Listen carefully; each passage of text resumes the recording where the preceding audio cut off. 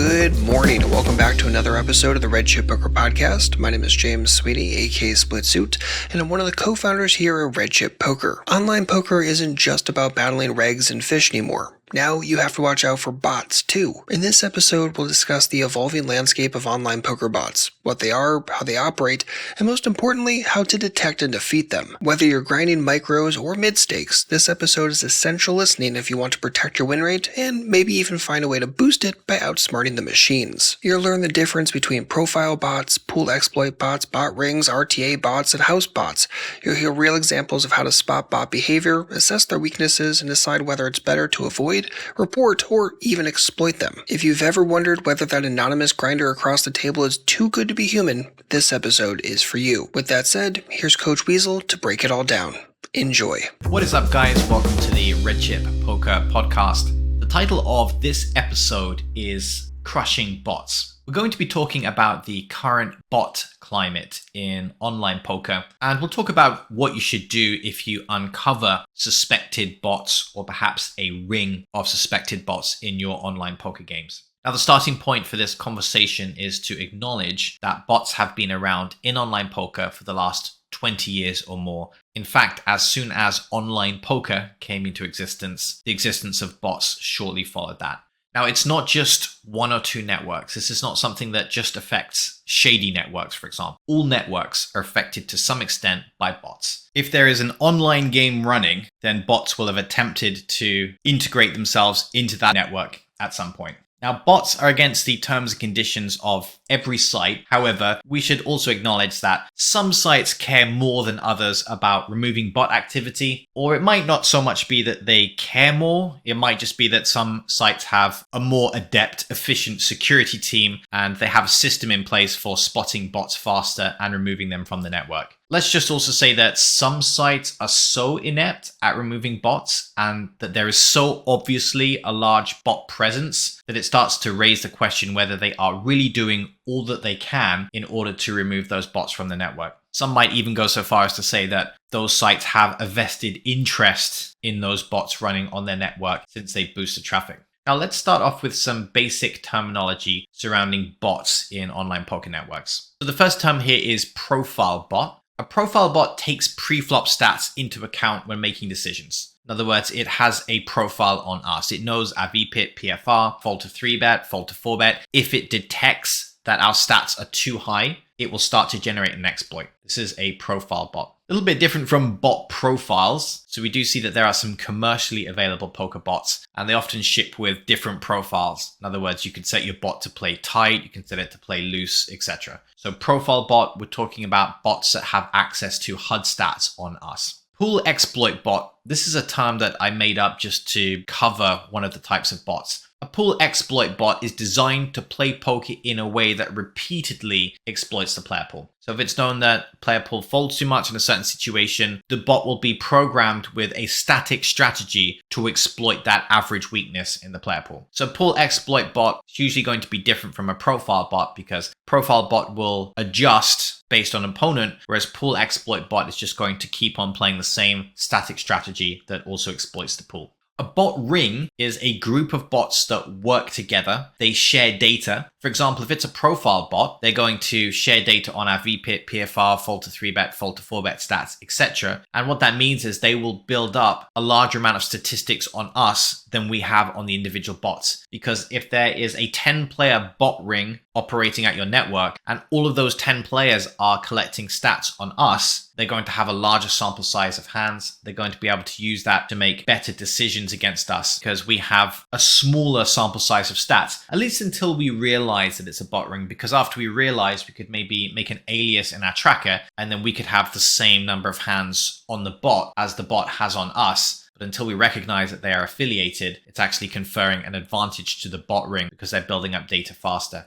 Bot rings can also leverage card removal effects to improve the quality of some of their decisions. So this is straight up cheating. It's something that's referred to as collusion in poker. There's no point where two players should be sharing whole card information with each other. RTA bot, this stands for real-time assistance bot. The implication here is that the bot is making use of solver output to play a GTO-based approach. So it's a GTO bot. Now, it might seem that a GTO bot is the logical way to go, But realistically, bot operators have some of the same considerations as poker players. For example, bot operators want their bots to make as much money as possible. Just like us as regular players, we want to generate the highest win rate. RTA bots don't necessarily generate the highest win rate. A profile bot or a pool exploit bot could easily generate a higher win rate because it's playing exploitative poker. Of course, the downside is that pool exploit bots and profile bots could be open to counter exploitation, whereas an RTA bot, not as much, although it is possible to exploit an RTA bot. More on that a little bit later. Final piece of terminology here is house bot. A house bot is a bot operated by the poker room itself, whether the poker room admits to it or not. So it's not operated by players looking to cheat the game. It's actually operated by the casino itself, who is looking to cheat the players or make it look like there's more traffic on the network than there really is, because a lot of the traffic is provided by bots. The important part of the terminology here is not so much remembering the terminology, it's understanding the different types of bots that you might run into. So if you suspect that one of your opponents is non-human, the next question is, well, what is that bot's approach to the game? Is it a profile bot, pool exploit bot? Is it operating as part of a bot ring? Is it an RTA bot? Or is it a house bot? House bots are especially worrying because if they do exist, then there's a chance you also have access to hole card information. So really a house bot could be designed in a way that is completely unbeatable. Although to date, there isn't going to be an online poker room that admits that they are running house bots. So let's talk a little bit about how we might identify a bot before we talk about what to do next. How do you know if your opponent is a bot? We generally find that bots are something that experienced players detect quite quickly, whereas inexperienced players have no idea that they're playing against a bot. So what are some of the telltale signs that our opponent is a non-human player? One of the big giveaways is just going to be long hours of consistent grinding plus multi-tabling. So if there are certain screen names that you see all of the time, no matter when you log in, and even if you take a break for 3 months from a specific room and you head back after 3 months and there are the same guys sitting at the table, there is an above average chance that those guys are bots. Now, this doesn't prove that someone's a bot. There are some players out there who do just grind a lot, but this is usually one of the patterns that makes it more likely that someone is a non-human player.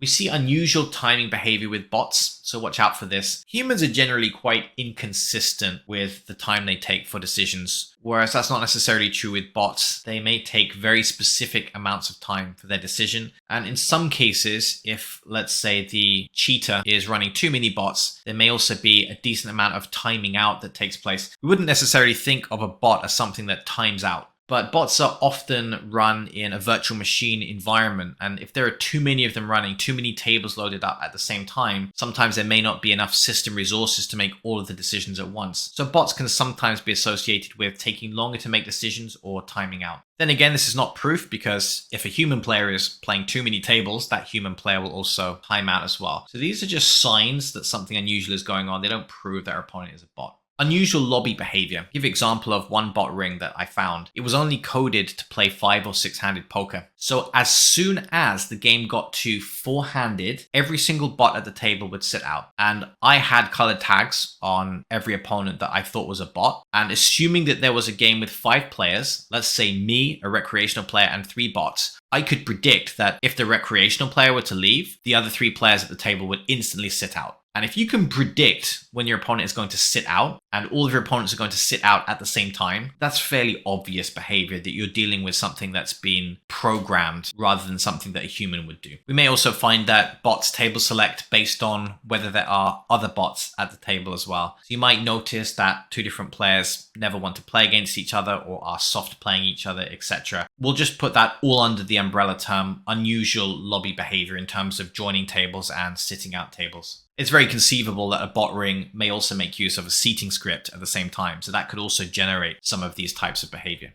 So moving on now to more of some of the huge giveaways that our opponent is not actually a human player. So the key idea is that we're looking for unusual tendencies that are shared by other players, especially if the nationalities across those players are similar. So it could be a group of players all from the same country, or it could be from the same geographical region. For example, Eastern Europe or Asia, for example, they're all from similar locations. It increases the likelihood that we're dealing with a bot ring. Now, of course, bot operators do have the ability to use VPNs when running their bots, so they could have some bots that are completely different nationalities. But this makes it a little bit trickier for bot operators because VPNs are against the terms and conditions of many rooms, and also it's just a lot of extra work to have all of these different bots operating from a different IP address through a VPN. Now imagine we have a group of players all with similar stats. Now that in itself is not so unlikely because we know that good regs, for example, do have similar VPIP and PFR values. That's not really what we're looking for here. We're looking for an unusual trait that is shared by every other player in the group. So a common example is we run into a player who has 25% flop raise versus c-bet. To give you a rough idea, the pool data on raise versus c-bet is closer to 10%. Now, if we just come across one player with 25% flop raise versus c-bet, then this is just a guy who likes to raise a lot of flops. It doesn't necessarily mean anything. But now we take that unusual trait and we notice that there are 5 or 6 other players playing similar numbers of tables, putting in similar volume, who all have that same raise versus flop c-bet stat of 25%. Now we can almost categorically say that something unusual is taking place. It's simply more likely that this group of players is affiliated than the likelihood that they all coincidentally have a flop raise stat that's much higher than the pool average. Furthermore, when we look at the other tendencies of these players, we notice that they are extremely similar. So they all have this unusual flop raise versus c-bet stat, but they also have exactly the same 3-bet stat, the same VPIP PFR values, and share commonalities with other stats, even though these stats in of themselves are not unusual. Perhaps they are fairly similar to pool average tendencies, for example. But the fact that this group of players has 1 or 2 very unusual traits that they all share, and all of their other traits are similar as well, now we have almost guaranteed bot ring at this stage. Okay, so we've just become aware of the fact that our poker network contains a bot ring. These players are likely affiliated with each other and are employing some kind of automated strategy. Question is, what do we do next? There's really a 2-step process to this. It's not complicated, but it does involve a decision. Step 1 is to explore. So you don't want to immediately react here and say, right, I'm never playing on this network again, or you don't want to immediately file a security report. Step 1 is simply to explore. Look at what the bots are doing. Do we suspect they are profile bots? Are they pool exploit bots? Are they RTA bots? What kind of strategy are they following? Do they seem exploitable in any way? They appear to be following a static approach to the game. Are there any tendencies that are obviously exploitable? The reason why we do this is to try and establish whether it's in our interest to report the existence of these bots, or whether it's actually more profitable for us to simply take money off the bots. And that's really going to depend on how good the bots are. So we need to take some time to make an appraisal of what these bots are doing, whether it's something we can exploit. Then we make a decision. So we have 3 options. We can report the bots, we can avoid the bots, or we can play the bots. So reporting the bots means we file a report to the security team because we've decided that the expected value of having those bots removed from the network is going to outweigh the expected value of playing against the bots and trying to defeat them. Now, avoid is a temporary step because usually, if we're realistic, there's quite a period of time between when a bot ring is reported and whether the poker room actually takes any action against those bots. In fact, in some cases, we could report the bots and the site starts acting as if the bot ring doesn't exist because they don't have conclusive proof. So either way, those bots are going to be there for a period of time. But if our decision is to report the bots to the security team, that implies that we don't want to play against the bots. And if we want to continue playing at that network, we're going to have to be careful about table selection. So we deliberately are going to avoid giving action to the bots. In some cases, for especially large bot rings, it basically means that we're not going to be playing at that network for a period of time. We've decided that it's minus EV due to the presence of a large bot ring. Now, if we do decide that the bots are potentially beatable, then there's no point filing a report to the security room. Now, it might seem a little bit unethical, but then to be fair, so is the fact that players are running bots, even though it's against the terms and conditions of the site. So I think of this as part of the game. Seeing as bots are probably not going to go away anytime soon, I don't consider myself having an ethical responsibility to report the presence of bots to the poker room. And to be honest, in the past, when I have reported bots, a lot of poker rooms don't really seem to care that much. At least that's the impression that I get. So my decision is purely an EV decision here. Is it plus EV for me to play against the bots or to try and get them removed from the network? And if I think it's plus EV for me to play against the bots, then I won't report the bot ring. Now, although bots are generally bad for poker, they can be very lucrative if we find a way to defeat a bot ring. In fact, if we find an issue or a bug in the way that these bots have been written, it can be extremely lucrative. So let's think a little bit about what we're looking for here in terms of anti-bot strategy. So we've decided that these bots are potentially exploitable. In what way are they exploitable? Now, it probably makes sense just to point out that many bots are exploitable in the same way that players are. If these bots are following a static strategy, for example, a pool exploit strategy, then they might just be overfolding or overbluffing in certain situations. Common example of a pool weakness is that players are overfolding against river bets in many situations. So it's very conceivable that there is a bot ring that simply overbluffs every river and can generate a very simple exploit where we bluff catch very wide against the bots. However, let's assume that the bot ring is a little bit more advanced than that and is either some kind of profile bot or some kind of RTA bot. Now, generally, RTA bots are going to be tougher to beat than profile bots, but the general methodology is the same. The key weakness of any bot arises from the fact that it typically involves bucketing. What this means is that a bot doesn't usually have a smooth distribution of strategies that it uses in response to any situation. The strategies are usually broken up into segments that we can refer to as bucketing. I'll give you a simple example. Imagine the bot is facing a bet on the flop. How does it decide what the continuing range is? It usually has a strategy for different bet sizing ranges. In other words, this is how the bot defends against a bet sizing between 0 and 25% pot, for example. This is how the bot defends between 25 and 50%, 50 and 75, 75 and 100. The counter strategy is broken up into finite segments that we can refer to as buckets. So to give an example of how this is exploitable, technically if we bet 10% pot compared to betting 20% pot on the flop, the bot should actually have a different response against those two different sizings. At least it should in theory if it was a good bot. But in practice, those two sizings may exist within the same strategy bucket for the bot. What does that mean? The bot has the same approach to defense, regardless of whether we bet 10% pot or 20% pot. Usually we find that the biggest weaknesses are going to exist at the edge of a bucket. Imagine, for example, a bot has a defending range up to pot size on the river, and then it has a defending range against an overbet between 100 and 175% pot. Well, if we were to bet 101% pot, so right at the beginning of that larger bet sizing bucket, we're going to get the same amount of fold equity compared to if we bet 175% pot. So this is why a bucketing system can produce vulnerabilities or potential exploits in the way that the bot works. Even real-time assistance bots could have similar weaknesses, because they may have pre-solved game trees that are designed to face specific sizings. And if we make use of a sizing that's outside of the sizings they have in their pre-solved game tree, then they just have to use the defending strategy against the closest available sizing. Once again, it technically means that the bot is not playing optimally and as a result can be exploited.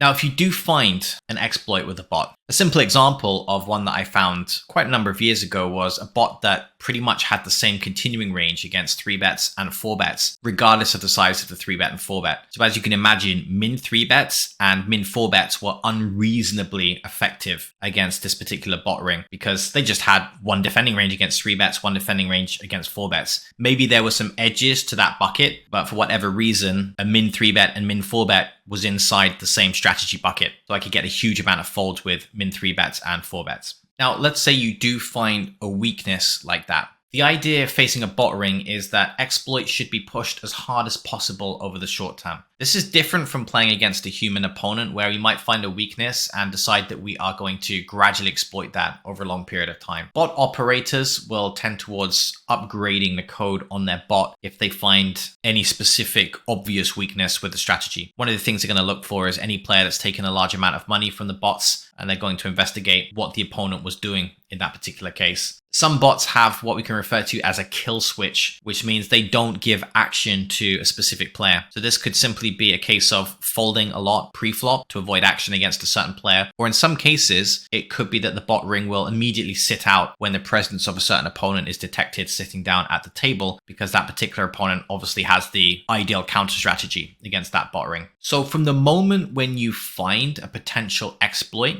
you potentially have a limited amount of time to max out the value of that exploit. Some of these exploits can be very lucrative to the point where you could potentially be beating a bot ring for 50 big blinds per 100 hands or even more. Depends on the size of the weakness you find in the strategy. So if you have a limited amount of time to earn money against the bot ring, I would generally say that you should be willing to put in some kind of marathon session. If you have the ability to play 12 plus hours, 24 plus hours, this is obviously not going to be healthy in the long run and it's not recommended in the long run. But the idea is to take as much profit from the bot ring before we either get added to some kind of kill switch list or the bot programmers find a way to upgrade the code, perhaps to include additional strategy buckets or to remove a certain line from the bot's programming that's losing money. If all of this sounds somewhat wild and out there, this is something that I have actually done in the past, which is found weaknesses with bot rings, then played 12 plus hour sessions in order to maximize profit from the bot rings. And I've seen in real time when the programmers of the bots added me to their kill switch lists. And from that moment, anytime I would sit at a table with bots, everyone I had listed as part of the bot ring would automatically sit out and leave the table.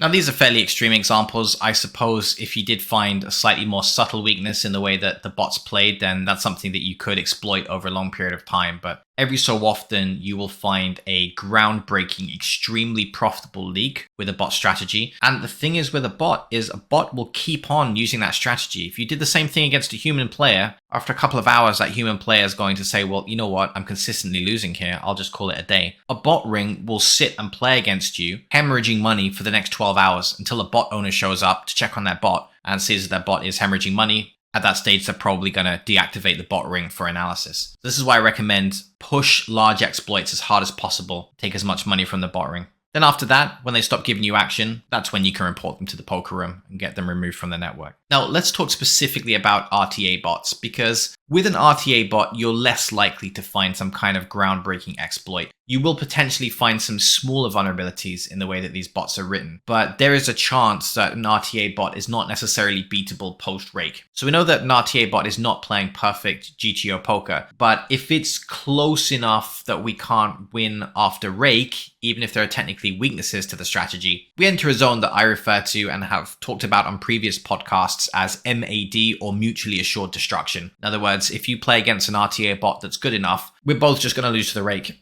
Or perhaps if the RTA bot's very good, maybe the RTA bot will make a small amount of money post-rake. But a lot of the time, both us and the RTA bot are going to lose. So it's clearly not going to be profitable to play against these bots. And this is why the analysis stage, when you find a bot ring, is very important, because we have to have the humility to understand which bot rings we can potentially beat because we have spotted a weakness, and which bots we're not really going to be able to beat. Therefore, a better idea is to collate some data and make a report to the poker room. Some of the things that I've spoken about on previous Red Chip Poker episodes includes the fact that solver output is what we can refer to as an ultra weak solution to the game of poker. Technically something that is not perfect and can be beaten. So for a bit more background on this, you might enjoy checking out the Red Chip Poker podcast episodes, Is Poker Dead? And also Crushing GTO in season 7 of the Red Chip Poker podcast. So unfortunately, poker is going to continue to have a bot problem for the foreseeable future. But as hopefully you've learned, there is more than one way of combating bots. Yes, one option is to file a report to the security room. The other option is just to take so much money off the bots that it's no longer viable for them to be on the network. All right, hopefully it gave you something to think about. Thanks very much for listening. This was Coach Weasel, and this was the Red Chip Poker Podcast.